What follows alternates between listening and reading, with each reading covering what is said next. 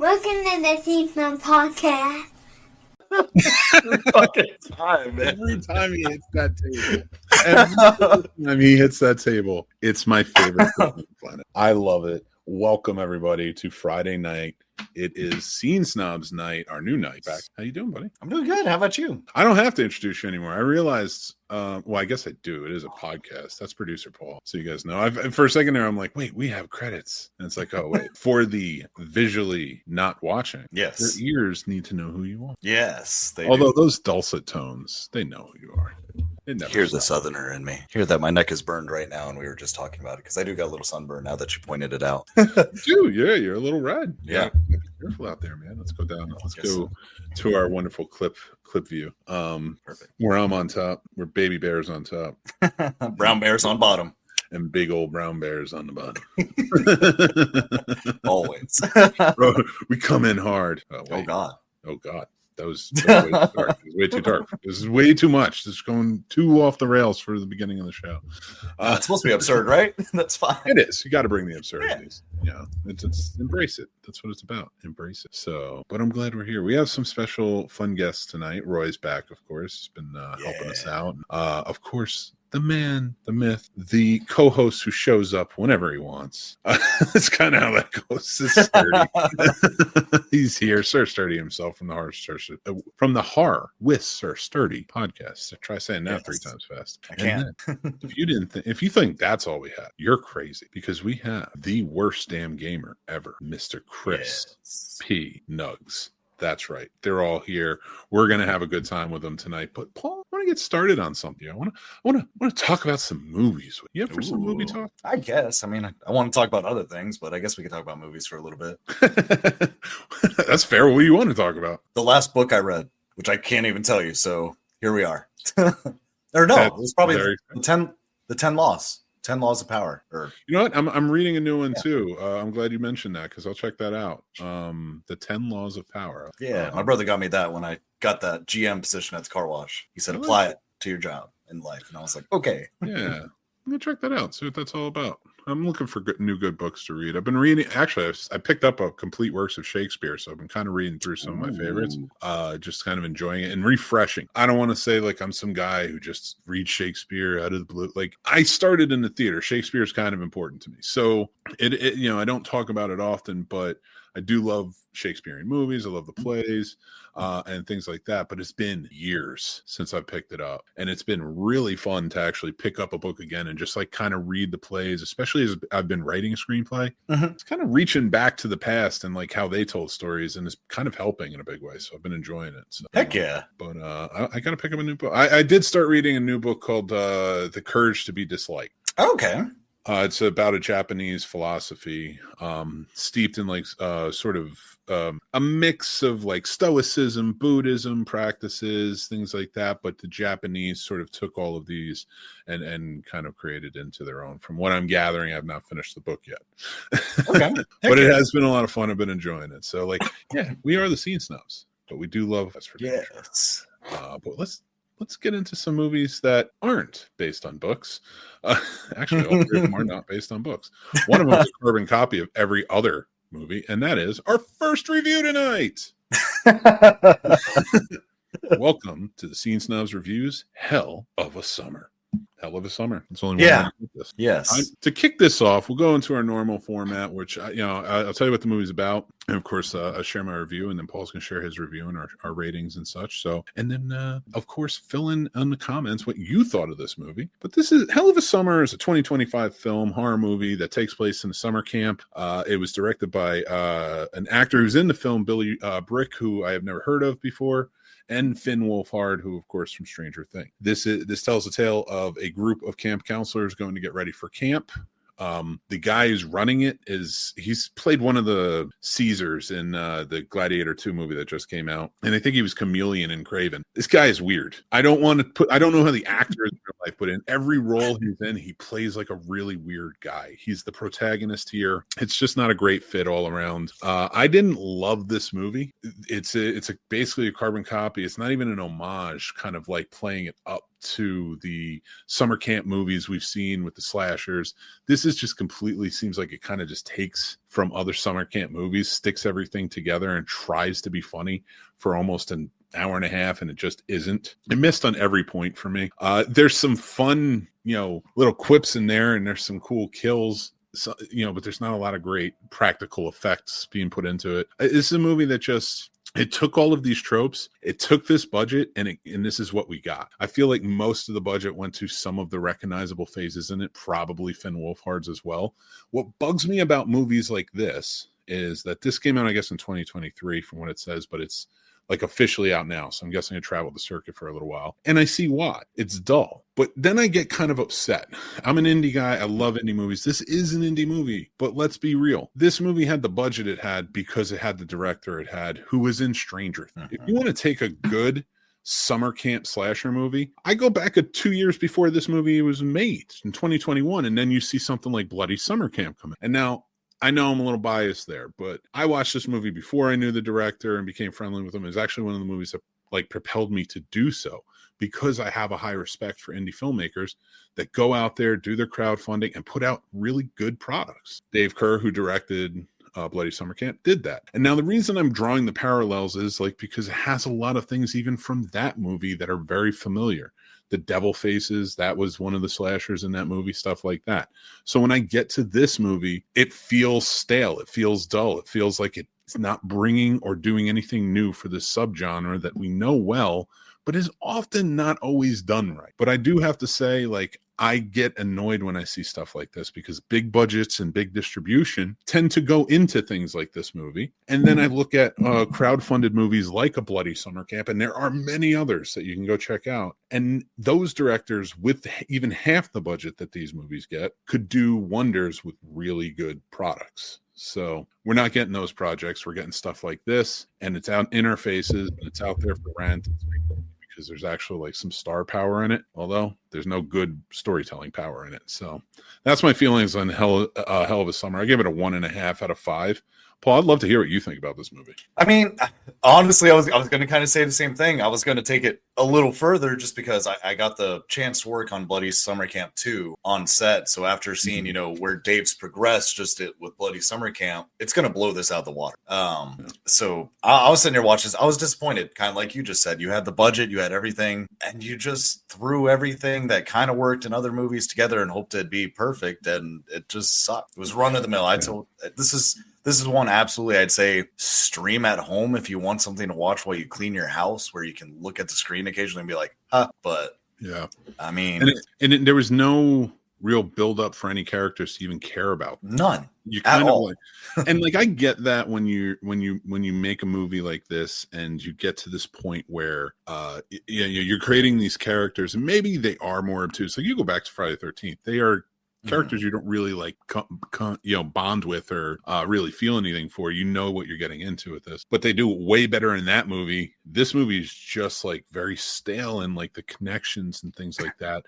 Some of it feels really forced. It's just one of those things that for this, it really tried to be something it wasn't. Whoever wrote this tried to write it like a comedy in a way that you might see with The Package is one that comes to mind that came out a couple of years ago, which was a really surprisingly raunchy, funny comedy. This movie felt like they were trying to almost be that, but they were not willing to go that far with the comedy, and they didn't understand the joke structure. It was kind of one of those things this would be funny if we did this. It would be funny if we did this. And I see that more and more in indie movies or movies like this, where it just feels like a bro movie. Bro, this would be funny if we did this. This would be funny if we did this. And it's yeah, it would be fun. A good story, that would be the most fun aspect of movies. But yeah, so this was just a miss on all cylinders for me. I was not a big fan. And you're saying the same. What was your rating for? I think I give it a 2 out of 5, just kind of being nice, because I did giggle at some of the slightly funny moments, but I mean, that's not a praise though, you guys. 2 out of 5 is, I'm not even going to talk about the hard-on scene, but that one did have me laugh a little bit. They handled that one. Even that was the funniest joke in it, and I was I was like, you mean you really don't know what tofu is? I mean, come on. Right. We're gonna drag this one out for a little while. But Yeah. so that's our ratings and how we felt about Hell of a Summer. I want to hear what you guys think. Sound off in the comments and let us know. We appreciate get to our thing. I do love a good spy thriller, and let me tell you, one of my favorite movies of this year, good spy thriller. But it wasn't this one. Oh, okay, good. I was about to be like, ooh, Black opposite Bag for heads. sure. Like, if you want to know what to go watch spy thriller wise, there's 25 James Bond movies. On top of that, this year, Black Bag came out, and to me, that is like one of the best spy thrillers. Like, that's up there with like a Spy Game. Now we've reviewed that. You can go see the in depth, but yeah, the amateur. Well, I don't mind spy thrillers that look like this, that are sort of in the same style. But overall, to tell you guys sort of the story, The Amateur stars Rami Malek, Lawrence Fishburne, and there's a bunch of other people. And Rami Malek is a CIA analyst whose wife gets killed by terrorists in London, and he finds out who they are, and the CIA is reluctant to go after them because it turns out they're assets to the CIA. So his bosses don't know. So he blackmails his bosses and says, train me to go after them. So they comply. They figure they'll do it, and then they can search into him, maybe have something to blackmail him back with. I'm not giving too much away because that's literally comes up in the first like 20 minutes of this movie, and it's just all exposition. They're all just going to talk it out. So I'm saving you that moment. But when it gets down to it, you turn out he's not really a killer, but he's very smart. It's almost like they draw from Law-Abiding Citizen in this, where it's not so much about going out and looking him directly in the face and getting your revenge like a death wish. He is methodically using his strengths and building, certain type of contraptions or devices to take out these different terrorists. So as we go on, this is a movie that I thought would be really interesting. I like movies within this wheelhouse. Again, talking about things like Law-Abiding Citizen and stuff like that. I thought taking the spy thriller and putting a revenge twist, like the wife revenge twist, which has been done before in the spy thriller genre, but not often. So I thought this would be something different, something I can really kind of get behind. But through it, it was just dull. Lawrence Fishburne plays a pretty good character. John Bernthal, if you sneeze, you'll miss him. He's in like 2 quick cameo shots. It makes no sense for him to be there. I don't know why he's there. It's always a joy to see him show up, but not when he's underutilized and not used well. You have this guy who agrees to do your movie, and you have him play the villain. If you don't want him to play one of the good guys or the handlers or something, or the star, he would have been a better version of the star, and then just change it from, or actually you could kind of keep it like he just doesn't want to shoot, but yeah, I could go on and on for days about this movie. The Amateur just kind of missed. Gets a 2 out of 5 for me. It's well produced, well acted, but overall not too great. One of the characters I actually did, or not characters, one of the actors I did like in the movie, Rachel Brosnan was played his wife in it, and she's actually going on to play Lois Lane in the new Superman movie. I thought her being in it when it adds some gravitas, because I liked her from Maisel and things like that. She's another one who's blink and you'll miss it. You don't even know that she's there half time. I didn't even know she was his wife until it was starting to happen and he started crying, and I'm like, and that's in the trailer, but like that's that, and I'm like, what is going on here? But whatever. I digress a little bit. Coming back down to it, it's a 2 out of 5 spy thriller for me. 1 maybe check out if it's on TV, you might like it, but I just overall the story just was a little too boring. Paul, what did you think about that? So like the trailer made it seem like it was going to be a new American Assassin. So I was thinking it was going to be a little more action involved, a little more hardcore revenge. I mean, obviously, like even the trailer showed that it was going to be a little more methodical and thought out, but it just didn't deliver like it should have. It was boring. It was kind of drawn out. Like myself kind of looking at my phone too much, just being like, how much longer is left for him to hurry up and get his mission done that he wants? And I hate, I guess, almost plot holes. They had too many plot holes. Like, oh, okay, well, he's come up with all these security protocols, so that's why he's able to get through them. Why'd you even let him blackmail? You know what I mean? Like, I'm not trying to be funny, but how easy is it for the CIA just to cap someone? So, I mean, you want blackmail, just pop, pop, that's it. Like, you did it for JFK, so what's up? And like it's not like this guy was like this family man with like 7 kids and like he's going on, like his wife's now gone.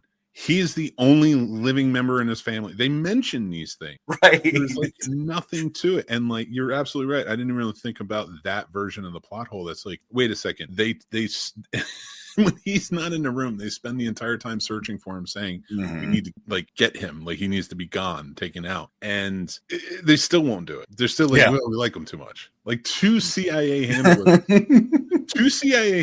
and the bad guy of the film refuse to kill him, right? Because he's likable. And I'm watching this for 2 hours saying he's not that likable. He's not. He's kind of insufferable. If you really like, why somebody needed to like grab his hand and be like, no, you can't do this. You can't go out creating international incidents and blowing up pools, which is like the only cool part of the movie. So they get a little crazy with it. I've already talked about this movie more than I want to. So that's a 2 out of 5 for me. What's your rating for this? I put it a 1 out of 5. I'm not even gonna lie. I didn't enjoy it, unfortunately. That's fair. I thought it was better produced than the other one we just talked about, Hell of a Summer. So like I gave it that extra half point. And Lawrence Fishburne I thought was good. I thought he did a good job. So he's gonna get it. And I gotta tell you though, I would wait for this one to stream if you want to check it out. I wouldn't spend them personally. But let's get to our next review. That's what it is. It is The Accountant 2. Another John Bernthal movie. Heck yeah. That I'm gonna save. You know what? I'm gonna save my rating for this until the end. That's what I'm gonna do because I keep giving it away. I give it away too easily for you people. I can't do that anymore. I can't just give things away for you people, especially when I don't download the actual graphic for it. So that's really what it comes to. No, but The Accountant 2. If you've seen the first Accountant movie, it stars Ben Affleck. He's a high functioning, as per him, high-functioning autistic person who is on the spectrum more towards what I guess they would call Asperger's back in the day. I'm not a doctor. I'm not going to pretend to know exactly how it works. I do know plenty of people with autism, and I do know that there are high-functioning autistic people who do amazing things every day in society. And yes, I'm saying that for effect because it's true. And I'm saying that to make sure that you're all idiots if you want anything other or think else. That's my review of this minute. So The Accountant 2. Now, if you want to talk about actors playing autistic people, there's some really bad ones, and Ben Affleck is not one of them. In this movie, he speaks very weirdly. I don't know. He almost like say it. I hate to say it. He went on full on with it. Yeah. And the way he does it in this movie, here's the thing. I'm going to share it. It's 3 out of 5 for me. I had fun with this movie as a buddy cop film, essentially, is what it comes down to. Because now both brothers, one a hitman, one an accountant for like mob and terrorist organizations, things like that, are all badass with guns and everything. They come out in this sequel. Don't expect much from anybody from the first one, except for Medina, the head of the FinCEN, who they team up with at the end of the first one. They don't expect too many people from the first one in this, like for too long or anything like that. This is very much about them. John Bernthal and Ben Affleck got together and said, let's make a movie where we're going off being Billy Badasses and fighting. And I'm here for it. I like good buddy cop type films, and this is a good one. They play off each other well. I like the aspect of them being brothers. I like the mission that they're on. It's kind of a personal mission for them. They expanded on the lore of the first one a little bit more and changed genres. It's after 9 years from 2016 when the first one came out.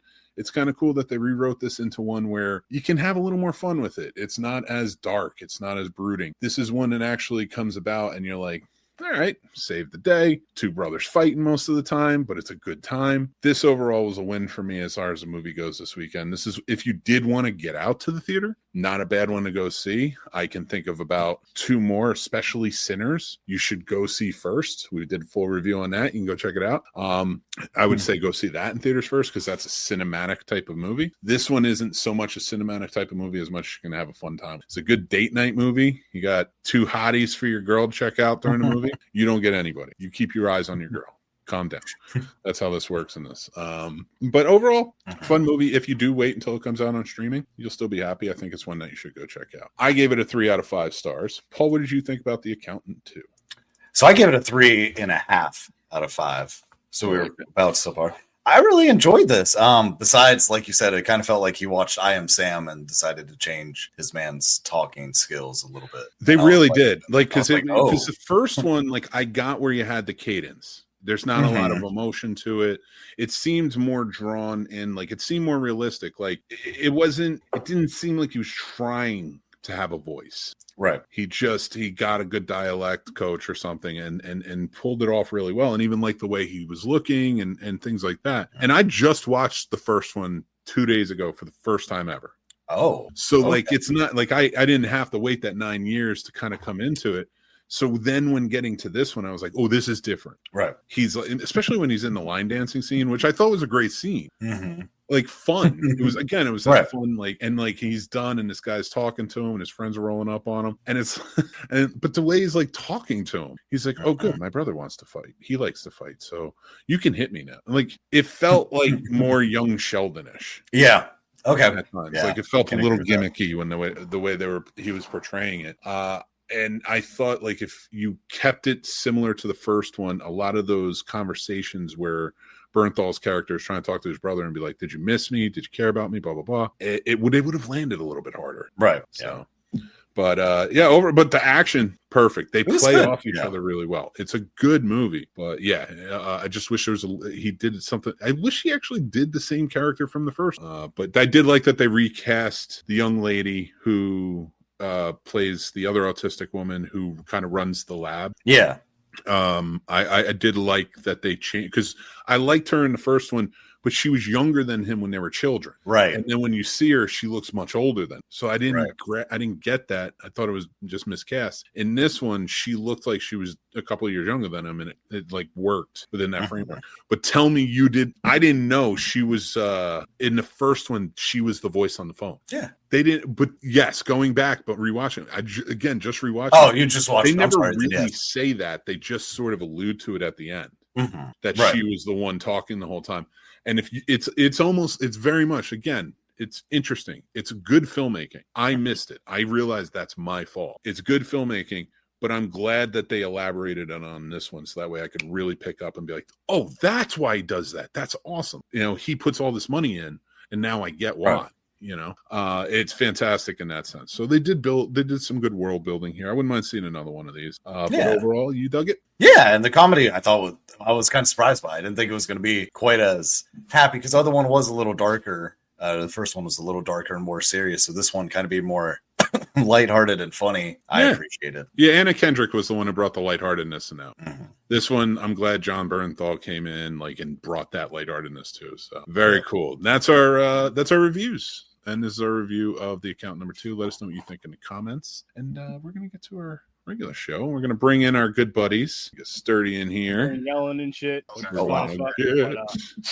what you're doing right now, bro, but be safe. And okay, we're going to get rid of Sturdy right now.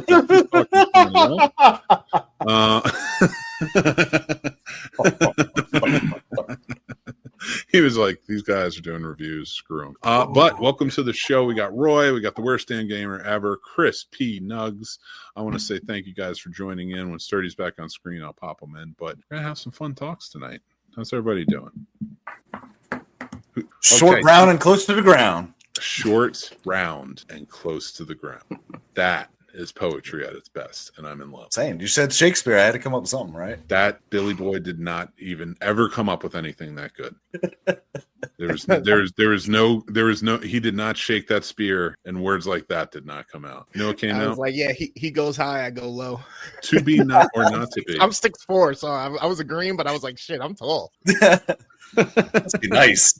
Damn. So Joe, King's gonna win tonight. Who are they playing? You do realize that this is a podcast. Yeah. So everybody, now that I have to tell you who are listening, he gave a thumbs up. I'm looking at video. I thought I was thinking of the. Oh, I love it. No, I'm just. But I was neglecting the unsighted. Sorry, I give a thumbs up. the hearing impaired. It's just the hearing impaired got the thumbs up. Blind people who didn't get the thumbs up. And who are you to shake your head at me about my autistic conversation, you bastard? I felt like I was going on a good rant there. Now I saw you shaking your head, and I was like, I must need to abort. I must need to stop having this conversation. I went for profound. I got lousy. I wasn't sure if you actually could see me, like if you were able to watch. I see. He's always watching. So I was kind of going over the top, Billy, about it. I'm the eye in the sky. I see everything. Nick is big brother. Oh shit! Even worse. Listen, this big brother. As long as you don't hurt anybody, don't give a shit. I'm like the big brother who's like just kind of chilling, listening to his music on his bed. Just leave me alone. Yep. I got my eye on you, but just leave me alone. Yep. All right? You just kind of do your thing. We'll chill. Like, that's the way I think big brothers should be. Like, I got your back. I'll mess with you sometimes. But for the most part, just leave me alone. Just I was a bad big brother. I was not nice to my brothers. Everybody here who's a big brother, raise their hand. I'm the oldest of 3 boys. Garbage. Heck yeah. Mm-hmm. Everybody take out all the hate that you have towards your big brothers on Joe right now. But I love my big brother. My Joe Rogers. My big brother was awesome. No, I don't have a problem. But I did get my ass kicked. We don't talk about Bruno. Do Bruno? I said we don't talk about Bruno. We talk about Bruno. I'm trying to stall until Sturdy gets back so we can talk about Sinners, because I know he just saw it in the movie theater. Oh, look, there he is. I'm glad you could fit us in. Thank you, sir. You're so sweet. You're welcome. Sturdy, I got a new shirt for you. Hell yeah. New York, nice. It's an escape key. Hell yeah. I do have a hello for you, Paul, and you, Mick. I just got the phone from my brother, Mike. He told me to tell you guys what's up. Hopes you're both doing good and all that other good shit. Pleasure, as always. Miss you. So let's get to it. Sinners. Who here who has not seen Sinners? I'm just kidding.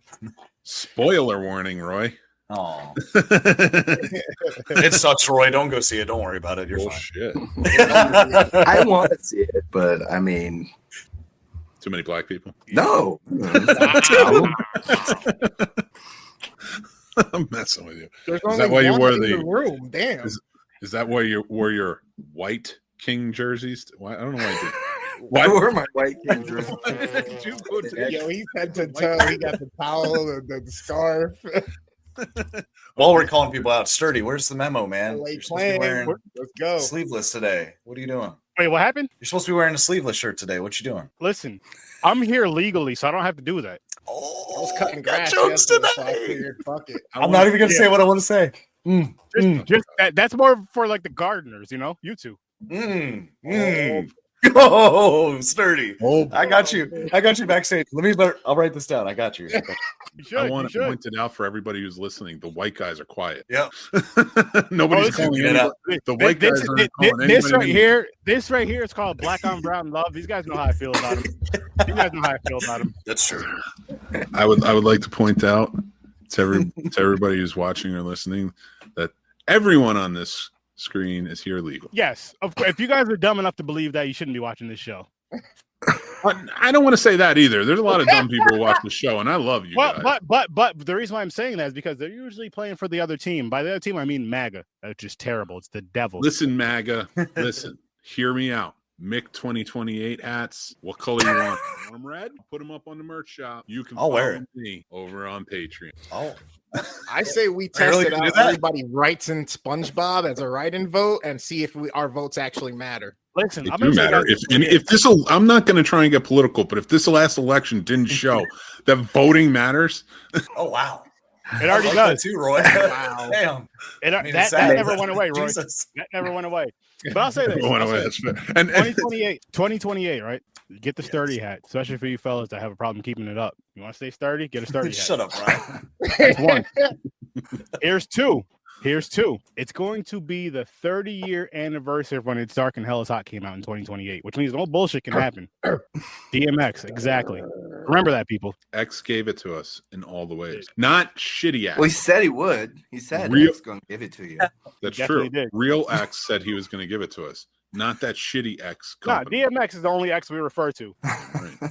Dude, wait, is Elon Musk trying to co-opt DMX? Nah, Elon Musk is too stupid for that. And DMX to beat the dog out of him. He tried that shit. I waited till he died to try and take it. And you know what X gave me? Nothing but headaches. Well, that's how I got off of Twitter, because it's not X, it's Twitter. Told you, the only X we recognize is DMX. This is a movie trivia. Do you know where Twitter comes from? Where the word Twitter comes from? You got mail. I'm just gonna throw it. I'm gonna guess. That's a fantastic guess. Is it? No, but it's better than like if I was asked to guess. No, I would probably. Two Girls, One Cup. You said name a movie. You didn't say what type of movie. What movie? It's not Debbie even a Does movie. House. It's not even a movie. All right, I'm just gonna say it.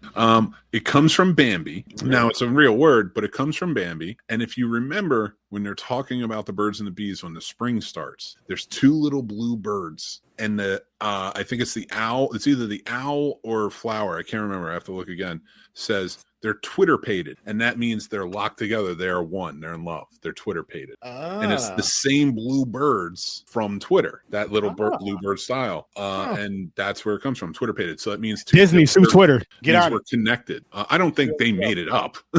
Just saying that was where they shared that information. I'm just saying, Disney will go after a small business or somebody broke. Go after Twitter. Speaking of people who went after somebody with a small business.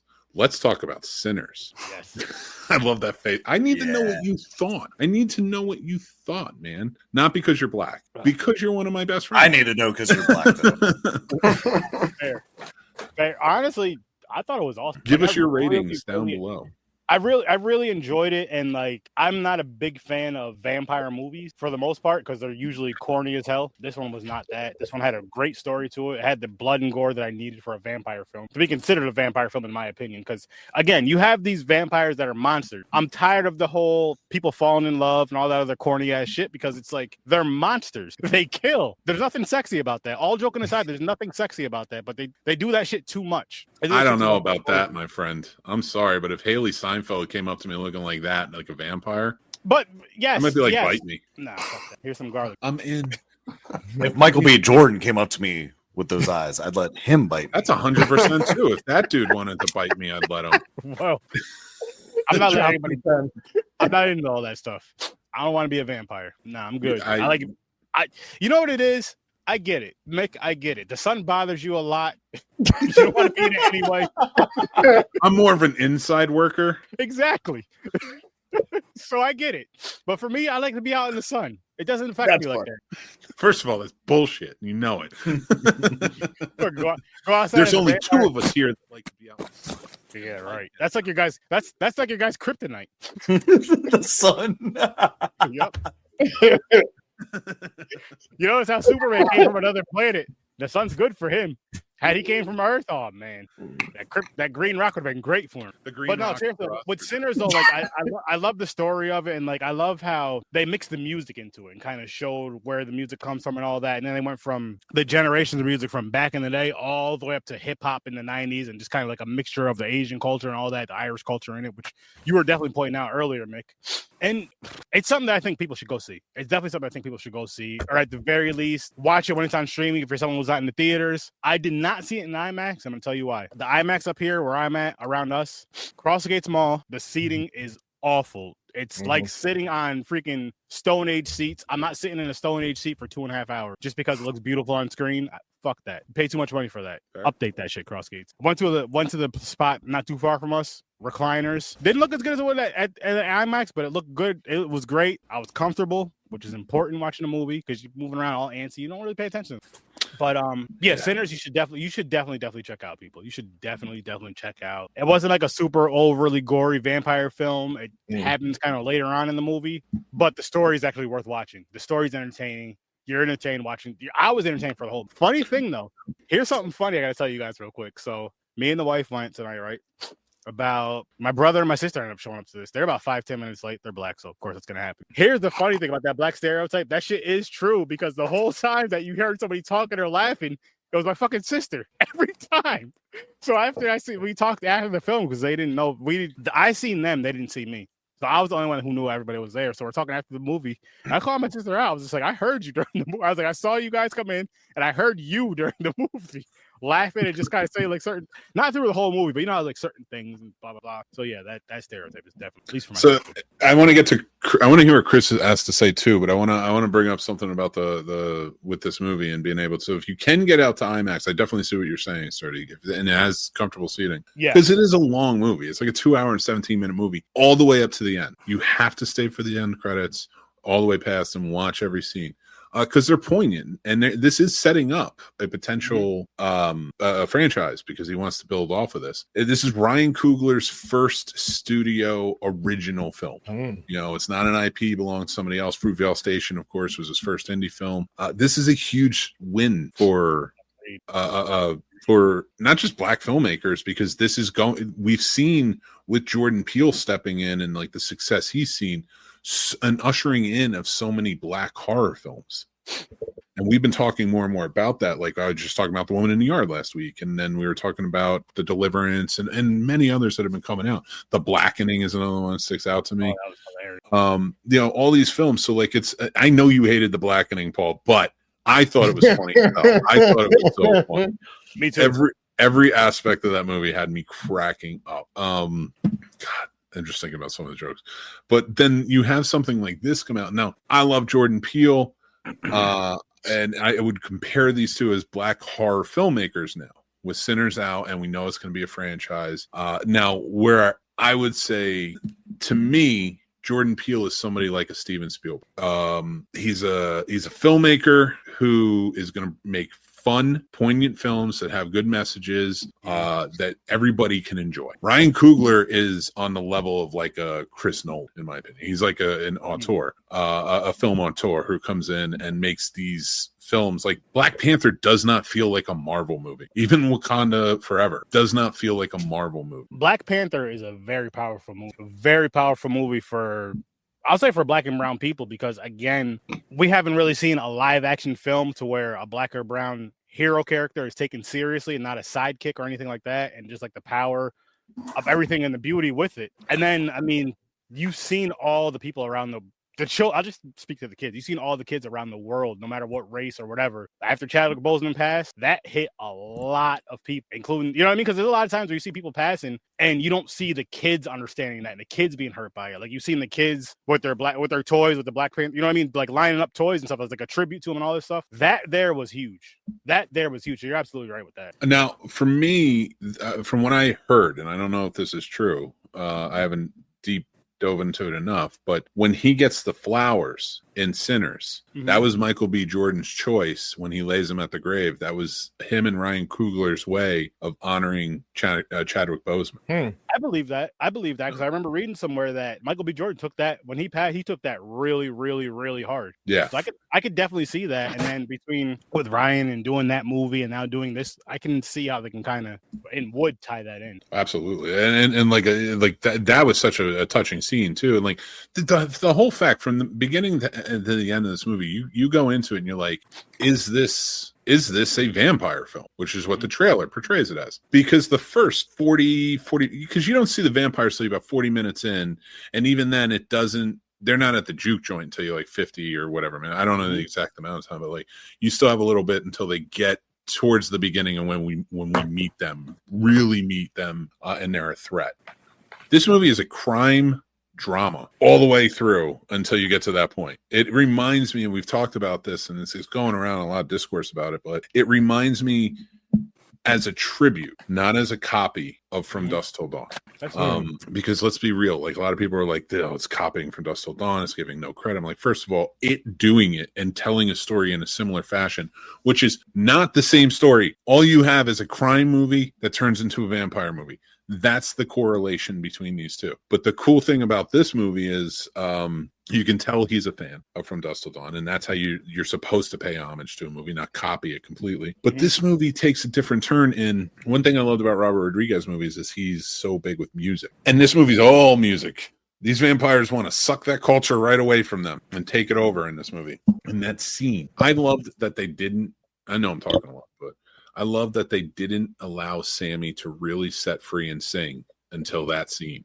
You know, he sings a couple of times throughout just so you kind of get the idea of his voice, because everybody's building him up as this great blues artist. And then when he finally hits that floor and starts playing and singing, him and Delta Slim, who's played by the great Delroy Lindo, and gives some great performance in this one as well, you get this brilliant, beautiful dance sequence that is all one shot.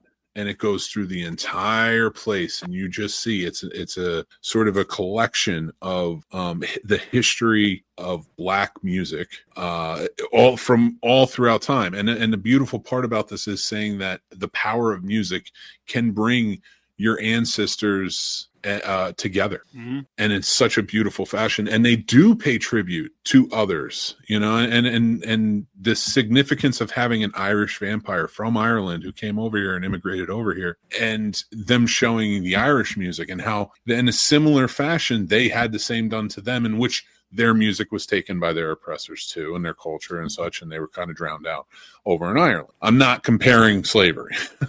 I'm just saying in general, though, but like the idea of it, and for it to be brought together, and to see this vampire who is often hungry, but now is addicted to the sound. He has this thirst for it. Chris, first give us your rundown on this movie, and let's get into some of our favorite parts of this movie before we move on.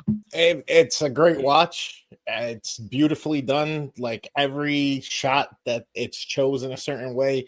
You mentioned that there was different types of filming done as far as with the IMAX or whatnot, where you go 70 millimeter, 35. You can see that in those wide shots. There's the way they frame a lot of the stuff, the musical tones, the message behind it. I didn't even honestly think of it as a like Dusk Till Dawn type deal, but something felt very familiar about it as I was watching it, as it kept going. And yeah, it's like an old school gangster period piece at the beginning that kind of builds and then, has a twist to the story that it's kind of cool. I like the fact that it wasn't as gory because for me, the gore sometimes is overdone and not needed. And this one proves that as well to me. It gets the point across. You do see some of it, but there's even points in time where it'll cut scenes to another part before certain things happen, or just as something's happening, like when he starts to hover and levitate or whatnot. I love little touches like that throughout of it. I love how the movie starts, how it starts and how it ends, and you kind of get the whole fill. They do a great job. He's onto something, and I didn't stay to the end credits, so I'm gonna have to go see what's up with that. Missed a big part of it. For sure. Let's talk about those end credits a little bit, because we didn't really talk about them last time, and I want to get what you guys think about them. So a little bit of spoiler warnings for everybody here, but in the end credits, by the time we defeat Remick, the main vampire, and his vampire, everybody's vampire by that point, except for Sammy and Michael B. Jordan's character of Smoke. They are the final two survivors of the night, and meaning you don't know, and I'm not going to give away too much in the sense that like you don't know who was turned, you don't know who died and stuff like that. So like go see it for that, because there's a lot of twists and turns to it in that sense. But this is so it gets out, and then the vampires are essentially defeated. You get Sammy going back to where we saw in the beginning of the film. He goes back to his father's church. His father tries to let him go, to make him let go of the guitar that he used to protect himself all night. And I thought the symbolism of that was beautiful, because it cuts to him leaving. Mhm. He's in the car. He's like, I'm out, which was a big theme of it. Like, and the central theme of the movie is ownership, having ownership of your own life and ownership of your own things, and how in the 1930s, Black people trying to own anything was just an astounding thought back in those days. And this movie is showing that claim and like wanting ownership and such, and to see Sammy at the end of it take ownership of his life and where he wanted to go with, and knowing that his father, who is a pastor, telling him, let go of the guitar, be with God. This man just fought vampires. Yeah. He just fought vampires all night. And when he tried to use God against them, Yep. they were using God too. Like that was one of the deep scenes when Remick goes, they taught me to do that too. And they're all saying the prayer with him, the Lord's Prayer with him. And meaning that my oppressors tried to stamp me down with Christianity too. It's not going to work. You're not going to beat us with this. And then for him to go back and like tell him to get rid of the guitar, and then he chooses the guitar over it. I was like, that's taking your own life in your hands. And I love that. And going with it, and not just going with God, essentially, in that sense. But then you get the great Buddy Guy, great blues musician, playing Sammy as an older man in a bar. And who shows up but Stack and Mary? And they're in the 90s. They're talking to Sammy. They're asking him if he finally wants to be turned, but they have this beautiful talk about like how things went down that night, what that day was. Now the very end final sequence is Sammy playing. No scars on his face, no nothing. So a lot of people think it took place before that day. Where he's playing a blues song and he's going all in his father's church, and then he looks up. There's no real, like, it's kind of a blank stare, but he looks up at something. What did you guys interpret from that? Because I'll tell you just real quick, I interpret that as like he died. And how we saw with Stack early on when he died, you go to a place of happiness.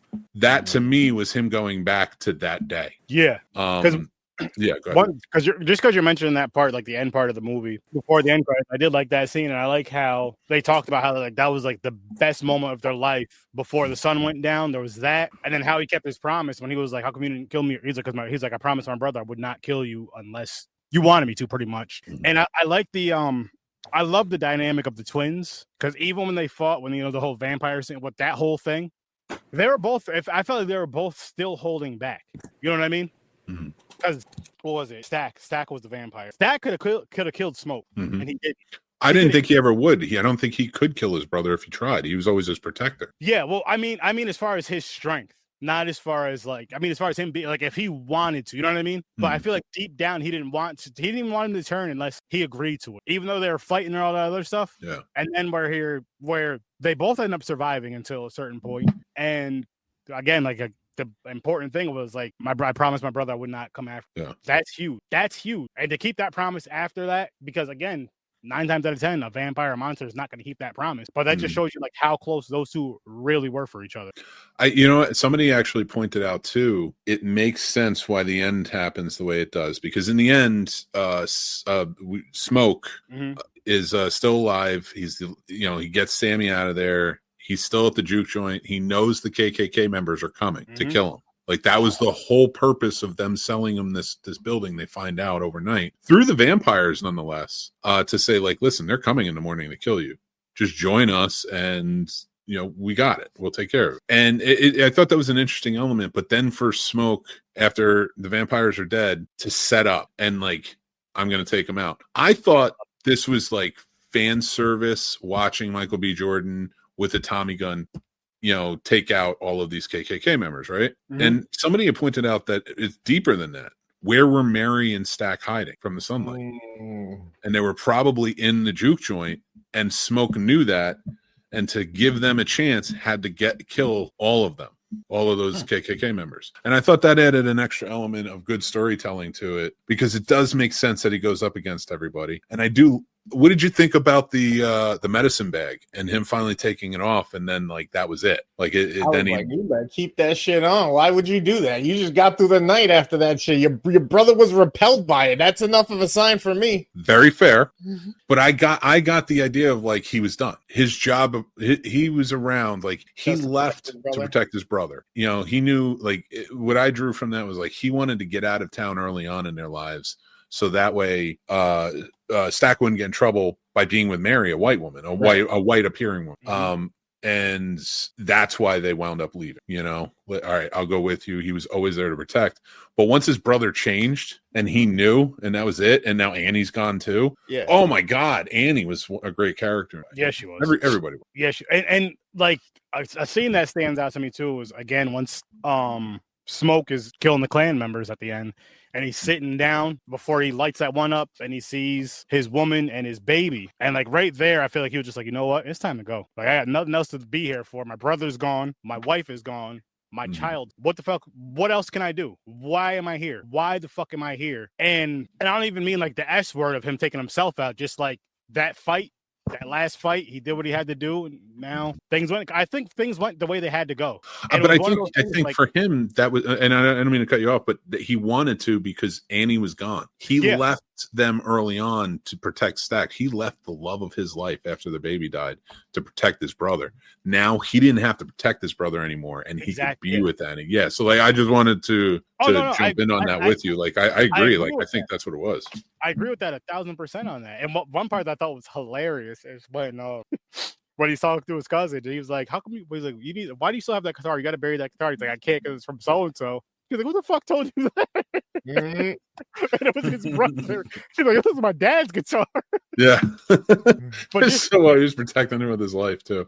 it really is a really good movie and a really good story. And I feel like if you're, I won't even say if you're just a horror fan, just a film, just like a really, really big movie fan, I think you would enjoy this movie, just because the story, like, it's a really good story around the movie. If you just shut up and pay attention to it, Mhm. and just to really enjoy it for what it is, because it's a phenomenal story. It's not super scary. It has gore in it, but it's not super gory. It's just like enough. It's just like enough. I had a excellent time with it. Yeah, the atmosphere, the vibe, the music, it all pulls you in. It's easy to get lost and feel like you're on that dirt road or in that similar setting. You know what I mean? And honestly, it almost gave me if you've seen the Django, like that feel, especially the end with killing the clan, like that part right there. I'm like, oh yeah, loving it. One thing I do want to talk about is Grace, who's the Asian woman. Yes. I mean, they did a great job really showing the South in Jim Crow era, and just like how the town had to be even divided. Like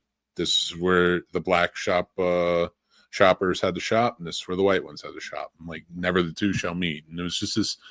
It was always. It did seem very different, very strange. But to see that the bridge between the two was this Asian family who owned both the stores and was making money off of both of them, essentially, like, you know, in that world. And then when you comes down time to it and they're fighting and she's there with them and her husband's out saying like, I know where our daughter is, like, you know, they know where our daughter, and like freaking her out in that sense. I thought it was an interesting element how she was the one that worked against everyone and called them in, invited them in, you know, because the vampires cannot come in unless they're invited, which I thought was a cool concept, and which is not a new concept, but I thought how they played it was a cool concept. It's been tired over time, but they honestly, did well with it. I think they played it better than a lot of movies, because you have it to where not everybody knows that rule, and to where they were already inside as people, and then they go out and it's like, hey, can I come back in there? You got to invite me in. You got to invite me in. And I also, on her part, I understand why, because it's just like, all right, you took the love of my wife. Now you're threatening to go after my daughter. No, fuck it. Come on, bitch, bring it. But that's the thing. I think it was even deeper than that, because look what she did when she invited him in. He hit only her husband with the Molotov cocktail and then died with him, making sure he died. Yeah. Like burned up with him. That was so, like, she stayed there and let herself burn, making sure he couldn't get back up. So the yin and yang of that, like, as it is, like, and that's not me playing that. Like, that was what the symbolic nature of that scene is. I see what you did there. I didn't make that up. That Ryan Coogler put that in there. Like, he did that for a reason, but there's also a yin and yang effect between Stack and Smoke. Yeah. You know, like that. And so that's more of a philosophy than I'm calling out Asian culture in this situation. But yes, I do. I do see the correlation. But like, yeah, I do love, like, but that's how they die. Yeah, and it's such a powerful scene, because if you think about it as like a parent, it's like I would do the same thing, no hesitation. Yeah, but she did that without knowing whether it would work. She didn't know. Again, though, if it's like, okay, listen, your spouse is, I'm just because vampire, your spouse is a vampire, and they're saying we're gonna go after your child. All right, fuck it, we gotta fight. See, I took that symbolism of it as sort of these are two people who walk a bridge between two other ethnicities, right? White and black in the South at that time. And they can cross between both. But when ultimately it came down time, she was a source of, she put these black people in trouble by inviting this trouble in. Yes. I agree with that, but again, I can see where it was just like, you keep mentioning my child. We got to. I get why she, like, I get the motivation behind it. For me, it was just more along the lines of like, I get the symbolism of it. Like, you're going to look out for yours and yours only. Meaning, he was the only one she killed, and she allowed herself to die. She, you know, they looked out for theirs and theirs only, but also invited this trouble in for them to deal with on top of it, so she could have that. Again, great. Everything was just sort of great.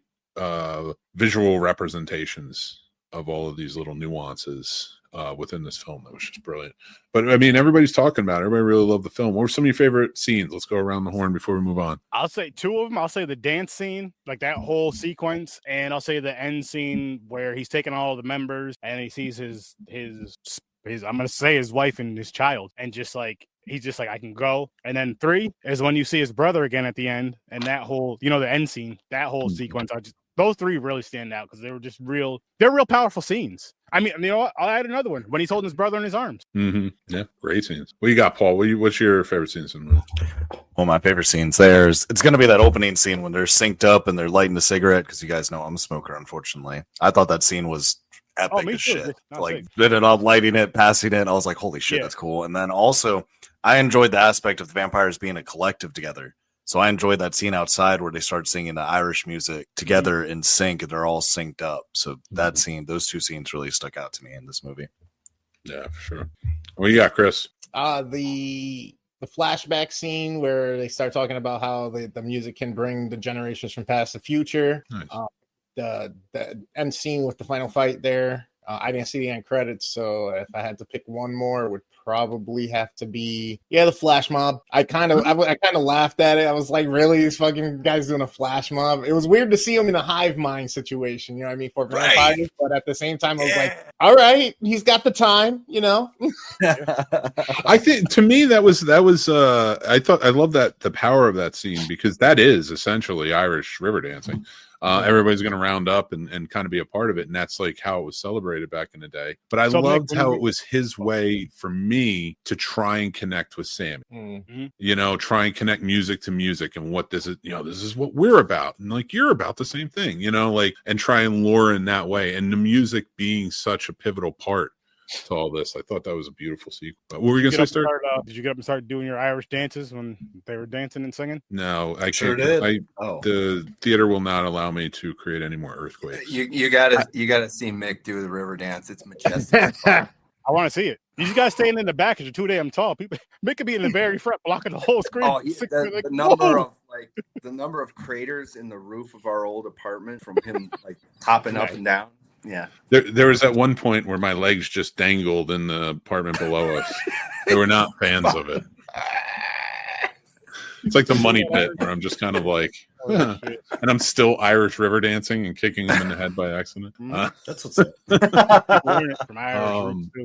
Listen, this was such a great movie. I think everybody should go check it out. We reviewed it, so we just wanted to get a little more in depth with it. But we've been talking a lot about that ending.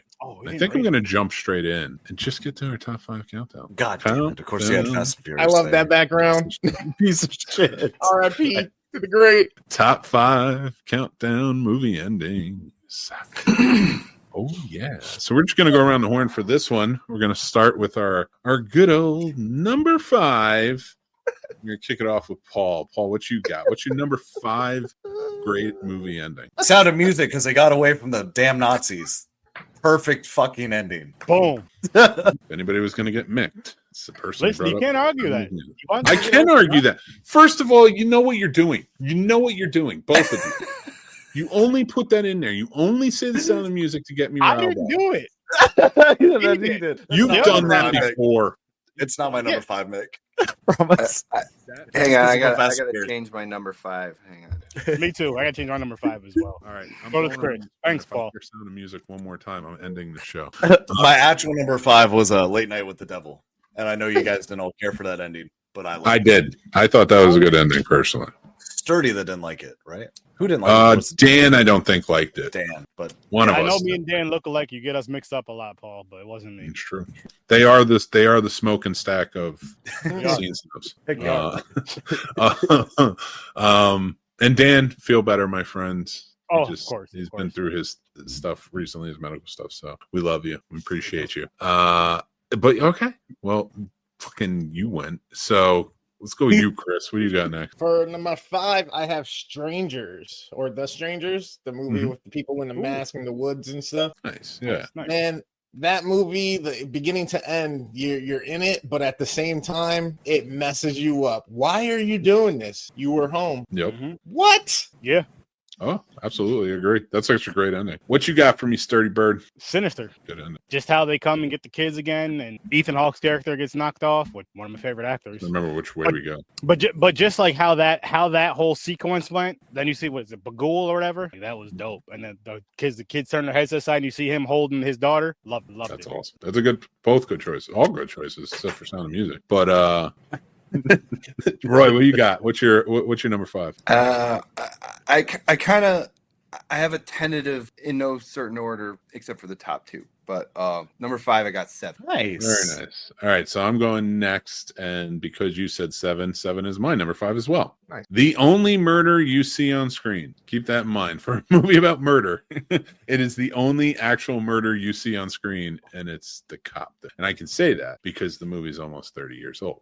So I don't care.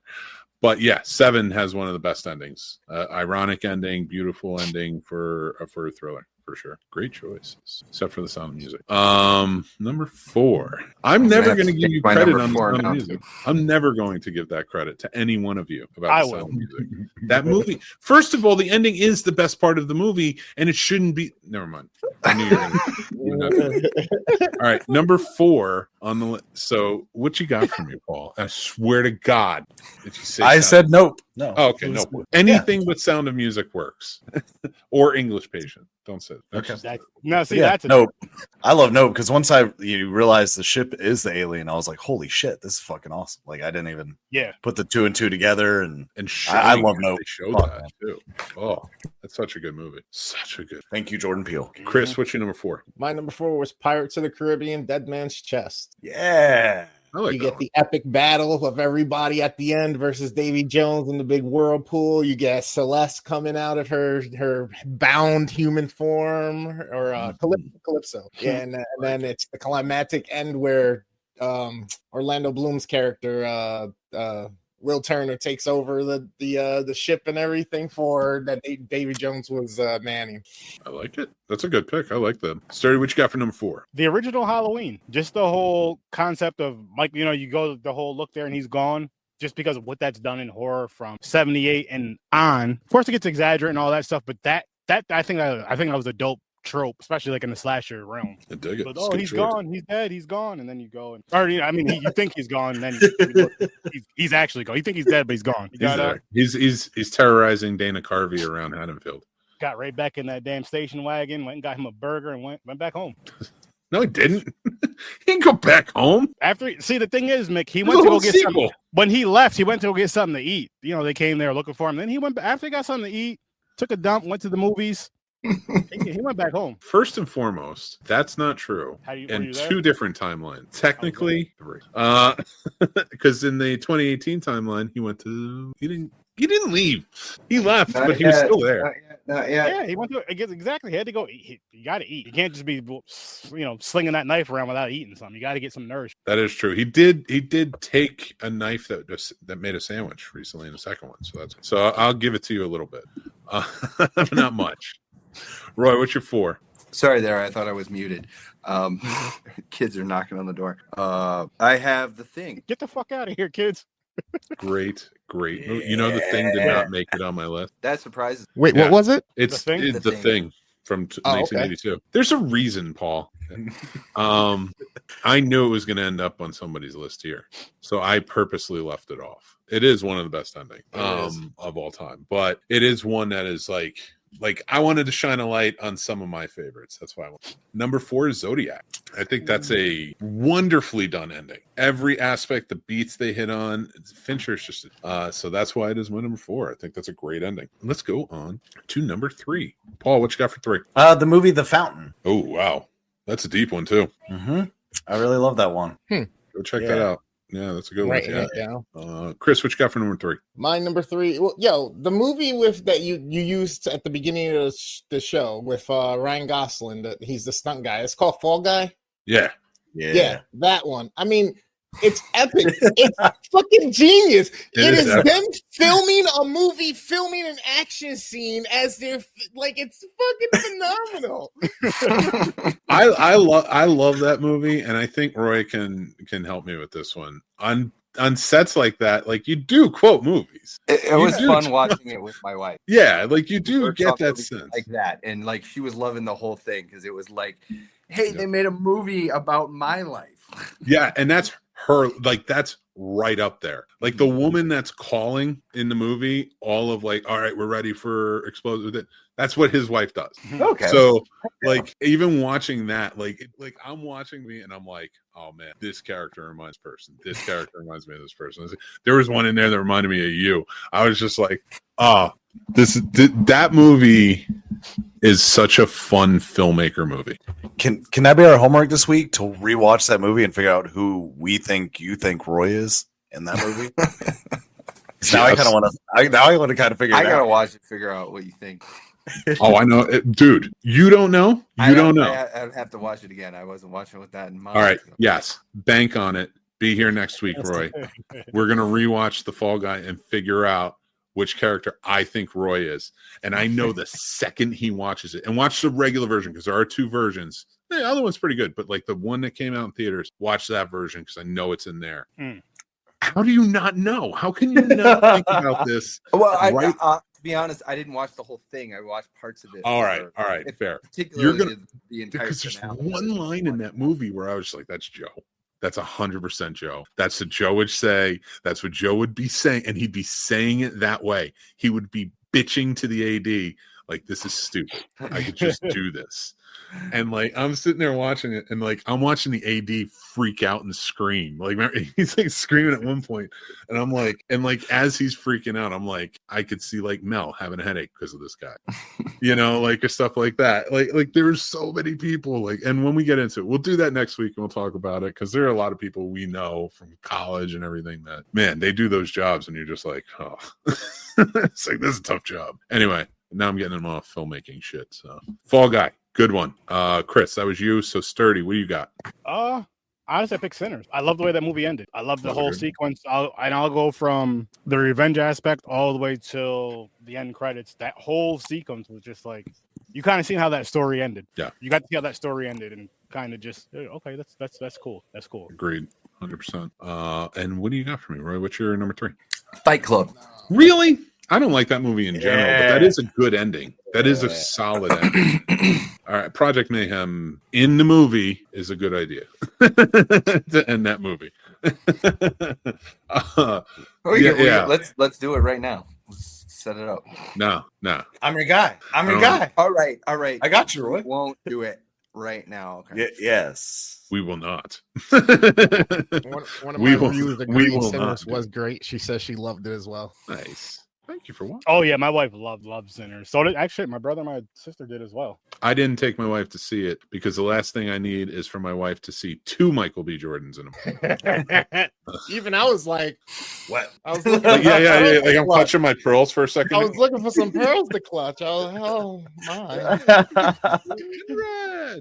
So what you guys say? If he'd have took his shirt off, he would have lost it. When Haley Steinfeld, when she came out and said that more. shit to him, I was like, oh my god. First of all, I'm telling you right now. I'm telling you right now. In that situation, I'm like, fuck it. I'm just gonna fuck it. No, first of all Haley Steinfeld taught us in that movie was what you need to say to Michael B. Jordan to get him. So you got to say to him. So now we have the pickup line when we meet him. Be like, yeah. That'll go over well. He'll just beat the shit out of us, Creed style. Like he's I was gonna say he's gonna jump right back into the Creed. End up knocking. You gonna sue him? Hell no, you gotta sue him. He touched me. Speaking of sexy, though, Fight Club was our last pick by Roy. My number 3 is Chinatown, a wildly famous ending where Roman Polanski even took the film reel hostage so they would not change it to a brighter ending. Wow. Yeah, and it paid off. Again, I don't mind spoiling it. I'm not going to here, but forget about it, Jake. It's Chinatown. Goes down one of the greatest lines in movie history. And for the reason with how that movie turns out, that ending is epic and perfect. I loved it. So, all right. What's the next one, Paul? What you got for number? Dose. I know it sounds kind of cheap and it's going to sound a little cheesy, but I went with 6 cents. I'm not going to lie. Really? I really love that ending. I don't think it's cheesy. It's famous for its ending, right? I just feel, I don't know. I wish, like, I tell Sam all the time, I'm like, if I get Alzheimer's, start losing my mind, just put that movie on every day so I can be amazed. Like, honestly. Like, hand of God. The 6 Cents. Oh, okay. I think Unbreakable. Personally. Here's my honorable mention. That and Unbreakable were kind of like my honorable mentions. Heck yeah. You know what it is? I think once you found out the ending of for me anyway, just I'm only speaking for me, of The Sixth Sense, because I know a lot of people are really truly astounded by it, and it is a good solid movie, solid ending, but I thought Unbreakable for some reason did that twist better because it came out after it didn't land as hard, because you were kind of expecting something from him. I did like that idea that like he was the villain, he was the one causing it. With The Sixth Sense, still brilliant though. Like that's a solid pick for an ending. Chris, what you got for number 2? This one's tugs at the heartstrings. It's from Disney. Up, the ending to Up. That thing is God, that whole movie, man. I'm have- I'm gonna be that old man. I'm gonna be that old man one day. I know it. And then fuck, Can I be man. your Boy Crying, you're Scout? crying. Huh? I'll be your I'm Boy gonna- Scout. I'm You gotta about be to the tell you voice. right now, Chris. Your wilderness ranger. I'm Oh, being yeah, a little yeah, kid at your door. I would actually, that is a great one because that's a movie like with that heartfelt ending like that. It starts out as such like great comedy, Mhm. and then it goes like that first like 5 minutes of the movie is some of the funniest I've ever seen, and then you get into the ending, and it's just so heartfelt. So good pick. I know Roy's wheels are turning, and it's just like, wait, the first 5 minutes of the movie, the wife dies. Look, I know what I that meant. whole sequence with no dialogue, it's like 10 minutes. It's like 10 or 15 minutes long. Pretty long. I almost walked out because it made me too sad. I was like, I came here to watch a happy movie. I was like, fuck this. Sturdy Sister and I were cackling in the theater for that one. She probably Laughing out was. loud. No, I haven't seen that movie yet. Whoa. I did put it on the wheel though for our decades wheel. So Heck yeah. I for cry popcorn and again? pint, so Great. yeah, It's like great. either if I need a good cry, I'll watch Field of Dreams to realize I never had the catch, and I'm never gonna. I'll watch Up to realize that life is finite and it's gonna crush me one day. Or I'll put on Bluey. Because why wouldn't I put on Bluey? Because every episode makes you cry. It's a true story. Good luck. And that's now you know that. Jesus. It's a lot to unpack. Let me write that down. Dude, if you want to become a better person, more in touch with your feelings, watch Ted Lasso, watch Bluey. They will make you want to be a better person all around. And you can laugh about it if you want. I watch Bluey unironically if it's on TV. I put it on. It's great. Teaches great things. Teaches me how to be a better parent, better husband, better friend, all 9 yards. True My good kids life love- lesson. My kids love Bluey. And Tell me you don't love Bluey. I can't. No. Roy, you tell. I know you. Oh. I know you can't. But like, Roy, tell me you don't love Bluey. What do you mean? Tell me what? You don't love I Bluey? do love Bluey. You said the kids love it. Don't try to pawn it What I off. think hilarious is all of the Australian lingo that my daughter's picking up. Yeah. And we went on a little hike with her Girl Scout troop earlier this week, and she had to go to the bathroom. So I'm like, well, here we go. First time, you're gonna go behind the tree over here. And she's like, oh, am I gonna have a bush wee? Oh. Really does. You get that from Bluey? I'm like, yeah. Okay. I love it. That's so great. Great. And the movie's coming, so we'll be reviewing that as well. There's I'm gonna make Paul watch it. That's fine. I'll watch anything. That's fair. You'll love it. My kid's gonna lose her shit. When I tell her that. Dude, the Bluey Lego set's coming out too in June. Oh, jeez. But the only Lego set I'm holding on for is the Enterprise D coming out Black Friday. Speaking of Lego sets, so I got into Lego. Finally, I got my first Lego set. It just came yesterday. No. Save it. Let's finish the show with the Lego talk because I want to talk Got it. more about that. Good. Let's get through 2, and you're up, sir. My number 2 is Django Unchained. Again, I love that revenge scene at the end. It's just So, we need him now. We could use him. We could use Sinners, and we can use the next one, my number 1 as well. Which we'll get to. perfect. I love that answer. What do you got for me, Roy? What's your number 2? I have Inception. Let's go. What do you subscribe to? Is he still in or no? I kind of, the way I look at it is I accept the interpretation that it doesn't matter, that he is now in a place where he's whole and he feels satisfied with. I do think that it really happened, that he's really out, that it really, like, he's really out of it.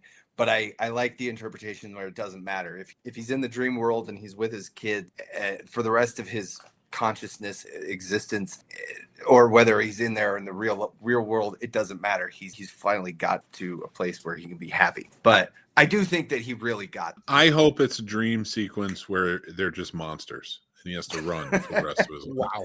Wow. Christ. Somehow. It'd be great if they turn around and they're vampires and it's like, and he just pulls out a shotgun. He's like, shh, it's hunting season. And that's how it ends. The whole movie we watched. Inception 2 is like Dust Till Dawn.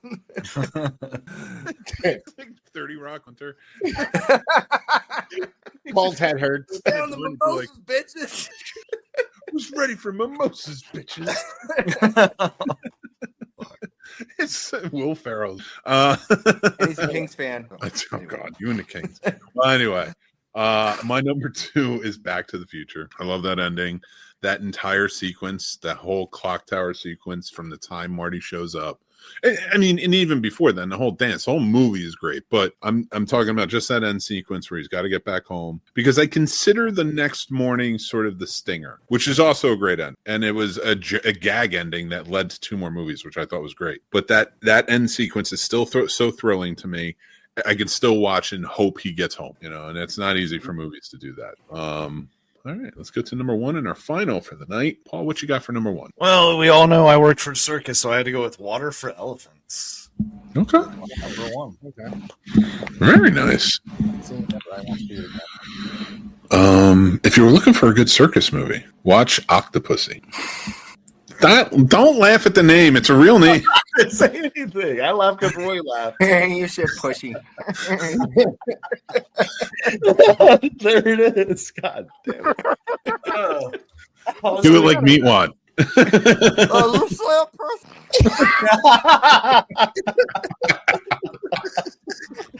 Oh, shit. Oh my goodness. Oh my goodness. Oh, I love it.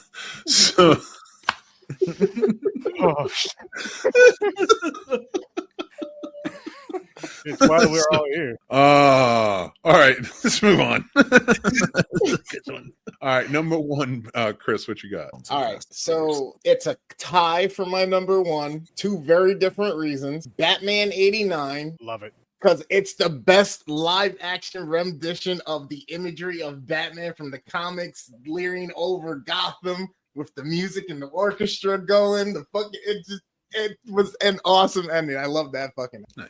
And the other tie was, what is Fast 7, the last one where Mr. Paul Walker was, because man, that damn song, and that was the year my dad passed away too. I still can't hear that song all the time. But Paul Walker, man, R.I.P., bro. I was at work and I put up my desktop background as a different picture of Paul Walker every day the week he died, and the last day it was him under a tree in Africa holding a cheetah. It was hilarious. He did love his animals. Yeah. He did participate in Shark Week a few times. So I good for him. participate in a different kind of Shark Week. Oh, I can't believe it's been leave like it alone, 10 years. Paul. Crazy. I'm fine. I just think it's ironic he died in a car crash. Where he wasn't driving. Yeah, and he wasn't even driving. Car crash. Still died. But he wasn't driving. Like, he was the quintessential star and driver of those movies, and he wasn't driving. Like, you're right. And Like, the crazy I'm just thing is adding he to was that fully irony. capable of driving. Like, he was fully capable. He had racing license. Yeah, it just errors. Things happen. Yeah. Old players. That is some irony. You are correct. Good choices, Chris. I respect those are your choices for number 1. I like that you just like that. That was the nicest way to say it. Dog. Well, Batman was awesome. I'll agree with you on that. That's a great one. Sturdy, what's your number 1? My number 1 is I Saw the Devil. Okay. Ooh. And that revenge scene at the end is my favorite revenge movie of all time. If you haven't seen it, you guys should definitely check it out, because it's just like what that man does throughout that movie. Yeah, I get it. And then the ultimate revenge, which again, I don't want to spoil. I already did on my podcast, but I don't want to spoil if you haven't seen it. The ultimate revenge at oh my God, the end of that movie, I'm just like, oh shit. Yo, I'm not beefing with this dude. I know he's just an actor, but fuck that. No. Oh my God, yeah. Like, From the mines. If Cage did that, fuck that. I'll still beef with him. Fuck. But that seriously, that ending right there was just epic. And you understand it. True. Roy, what you got number 1? I got Shawshank Redemption. Good one. Okay. Yeah, that's the only way that movie needs to end. Nobody needs to die in prison in that one, except Brooks. He was the only one that wanted it. Yeah, and he didn't even get it. I mean, it's just like everything about it. It's just like it is all so set up, like everything pays off, but it's like you don't see it as things getting set up. It's just that you see a good story, and then everything comes together at the end, and it's just perfect. I really and I love that he's free. Mm-hmm. And it's like the happiest ending that could be possible out of such a hellish life that these guys go through, and it's perfect. Crazy. I can think of some others that I would like to be freed from A Price of Rain. So anyway, my number one, and a movie that it's a foreign film. I think everybody should check out. This is a very important film in my life, especially for filmmaking. It's Cinema Paradiso. It's an Italian film, and if you haven't had a chance to watch this, it's an amazingly beautiful film and a famous classic film out of Italy, where a young boy named Salvatore befriends a projectionist named I think it was Alfredo. It's been a long time since I watched the movie, but I think his name was Alfredo. And like Alfredo teaches him through movies about life and shares his experiences and his wisdom with him, and all through his love of movies and showing him all these different movies. And one of the beautiful themes in that movie is in the 40s, 50s, that they would cut out like the kissing scenes in movies because they, especially in Italy and at that time with World War II coming, the 30s and such, like they didn't have it. So he would cut all these clips like he's supposed to, and then he would have his own, kind of put them off to the side. And he always felt bad about doing that as a projectionist of this theater, the Cinema Paradiso. He always felt bad about doing that because he felt like he was taking away from the thing that he loves. He's taking this beautiful imagery about love out of this movie, and love is something that is an important feature in movies, right? Mm-hmm. So when you get to the end of this film, and Salvatore's back, he's a grown man now. He's seen the war. He's a filmmaker. He followed his dream, and he goes back for Alfredo's funeral, and they're knocking down the Cinema Paradiso, and he's left a couple of things from Alfredo. One of them is a film reel, and the end of the movie is him watching it, and it's all of those scenes that were cut out of the movies. And as he's watching it, all the love he's felt in his life, from his family, from Alfredo, from growing up, all these memories start to come back. And it's the power of what film can bring in terms of memories and what it does to us. And it's just, as a filmmaker, as somebody who loves movies as much as I do, this is one of the quintessential endings in a movie, in my opinion. So absolutely loved it. But yeah, that's my choices for these wonderful films. And that's everybody's choices. I want to thank you guys for doing that. And before we move on, you guys go over there real quick, because we're going to go to Mixed Movie Pick from 1986. It's musical month here, April. So I went with one that I think you'll really enjoy, Little Shop of Horrors. The remake, of course, of the Roger Corman film from 1960. 1986 version has Rick Moranis, Steve Martin, Bill Murray, and tons more. And it is about a giant killer plant, Venus flytrap plant, that has a taste for blood. It's a great movie, great musical, just a really fun watch. If you like cult films, if you like horror films, things like that, this is right up your alley. We've done this movie. I don't know who just said it was okay. I'm gonna have to kill them, but I'm kidding, of course. But no, it's a great movie. I love this movie so much, and it's so well acted, so well put together. And if you can find it online, and I think it is up on YouTube, after you watch it, check out the alternate ending. I think that's worth seeing as well. If you guys are interested in seeing this movie, go check it out. But we also did this week a classic film review with a little more information you can learn about the movie. Go check it out on the Scene Snobs channel. And if you're also interested, go check out a new Does It Suck? Streets of Fire, baby. I love Streets of Fire. If you haven't seen it, go check that out as well. But guys, it is time for us to get going. Hold up. But before we, I was going to let you. I'm just making sure. I thought you forgot about me. I did not. I did not forget. I'm here for it. Before we go, Sturdy wants to talk about Legos, and I'm for it. So let's talk about some Legos. I already said I want to get the D. What do you want to get, Sturdy? I definitely don't want the D. But Sturdy, do you want the D too? No, thank you. But Sturdy wants that D. So like I started buying my wife Legos because she wanted to like really get into them. So I started buying her stuff, a few like Harry Potter and all that stuff. And then I was just like, you know what? I kind of miss using my brain more instead of doing, the contents of his film. It's like I want to use my brain more and putting things together, working my hands a little bit. So I was like, all right, I'm gonna get a Lego set. And I had to start with a car. I had to start with a muscle car. I had to start with one of my favorite cars. Got the 69 Camaro. I had to get that. I had to order the lights with it. So that's gonna be my first Lego project. I don't know if it's my first Lego project ever, because I don't know if I had Legos as a kid. I probably had like the ghetto stuff, like the big blocks, like Mega blocks. Mega blocks. Mega blocks. Yeah. Came on like the yellow bag or some shit. Yes. But no, like it's I'm glad that I'm getting into it. And it's a cool thing, and it's something to kind of get away from the electronics, the TV, and all that shit. throw some music on and just put some Legos together. It is fun. I used to hate doing Legos. Like it was just something that never really enjoyed. But my kids have definitely brought like a resurgence into it. One I really enjoyed that my son got for his birthday one year was the Indiana Jones. Nice. It's like this 3-piece set of the cave. Mm-hmm.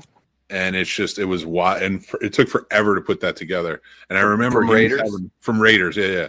Yeah, I got that one upstairs. It's a good one, man, and like it has all the working parts and such to it. And like it's for his birthday, so we got it for him. And like his birthday party was coming up in a few days, and he really wanted it done so his friends could see it. And I remember like it was nowhere near done, and I stayed up the entire night before just trying to finish the damn thing. And I'm like, my stupid fat fingers. I'm like, I can't do this anymore. My eyes don't work, and my fingers don't work. So, needless to say, don't bring sweatshops here because I will not be a good employee. Oh, it would be terrible. But I do agree. Legos are a fun therapeutic sort of hangout. They really are. They really are. And then just like, because I when I was younger, I used to like doing like model cars and stuff, which was always fun.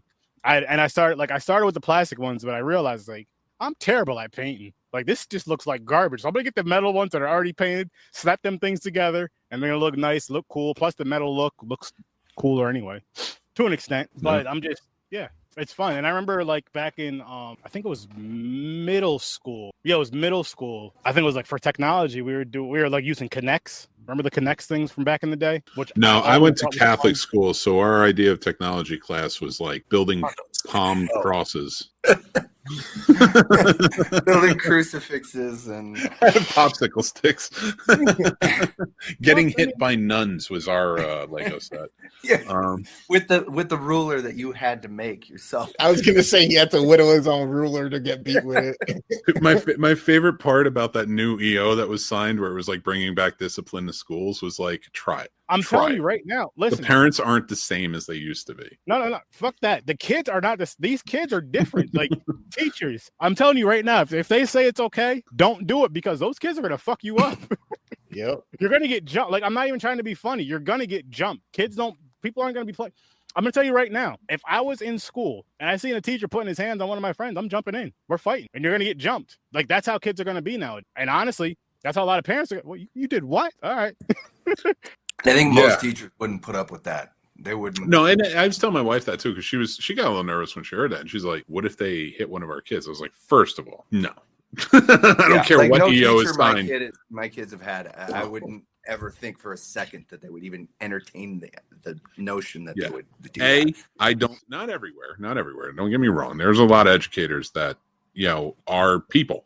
And they subscribe to certain thoughts and feelings and such. And I'm not saying that's right, wrong, or whatever. If it hits a kid, I think it's wrong. But it comes down to, I think, the educators of today. Now, are they tired? Are they dealing with a lot of shit? Are they going? But they're putting up with tons and tons of shit already. And they're not hitting or fighting or doing that. Like, I don't think it's not that it's a point of weakness. If anything, I think it's a point of strength to say, I'm not doing this. This isn't who I am. Like, I think not hitting somebody is a stronger thing than hitting somebody, losing that control. So when I hear stuff like that, I'm like, yeah, I mean, you could. I don't believe any of the teachers in my kid's school would do that. Also, they know who I am. And like, if you think Frank Castle's bad, hit my kid. Like there is punishment, like, but it's coming towards you. Like, if my kid's acting out of sorts, let's have a meeting. Let's get it in control. I'm on your side. I'm all for your side if my kid's acting out of sorts. But I don't put my hand on my kid. You're not gonna. Oh, fuck. Like, that shit ain't gonna happen in my watch. Been there, done that, bought the t-shirt, and ain't happening to my kids.